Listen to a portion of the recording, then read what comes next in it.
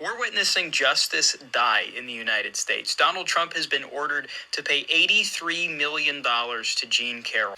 So a few things to unpack in this video. I'll show you other pieces of it, but let's start by saying that we should file it under not knowing the law. Aside from the fact that to say that justice died just because your idol was ordered to pay $83 million in damages is about as risible as to say that climate change is not a real thing because the other day it was hot in Dayton, Ohio. But aside from that, let's start with the first claim that it's apparently unfair and unjust that Trump was ordered to pay $83 million. The total amount awarded was $83 million, but some of it was compensatory damages, which is the amount you pay to somebody you damaged to cover for their losses, like the loss of employment, the medical expenses, or the loss in their good name. And some of it was punitive damages, which are awarded to, well, punish the person that caused the damage, especially in certain circumstances, and to discourage other people from doing the same. Punitive damages, I should point out, are often increased severely when the damages are caused by what's known as malicious and willful conduct,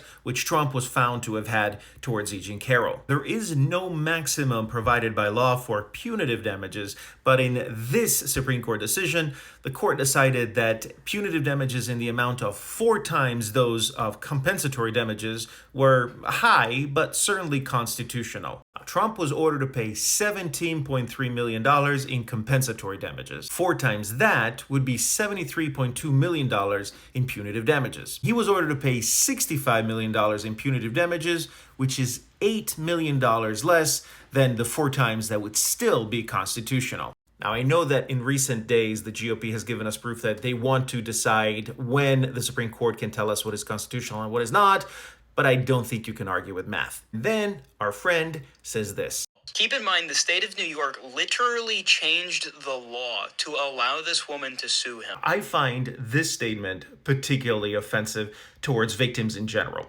The law the video is referring to is the one that you see behind me, the Adult Survivors Act, which was passed in New York to allow victims of this to sue their aggressor past the ordinary statute of limitation. It was used to sue famous people including Bill Cosby and Andrew Cuomo. And yes, this law was used by E Jean Carroll to file her second lawsuit, but it was also used by 1,400 other low-profile victims, often incarcerated women, who were trying to find some form of justice when they had had none. To say that the state of New York changed the law and passed this one just to accommodate E Jean Carroll should be offensive to every victim of violence, every woman, and every American with an ounce of common sense. And then our friend says this. Sue him. They bring these cases against Donald Trump in places like New York where they know that they will find a jury, that no matter the facts of the case, no matter the circumstances. The lawsuit was brought in New York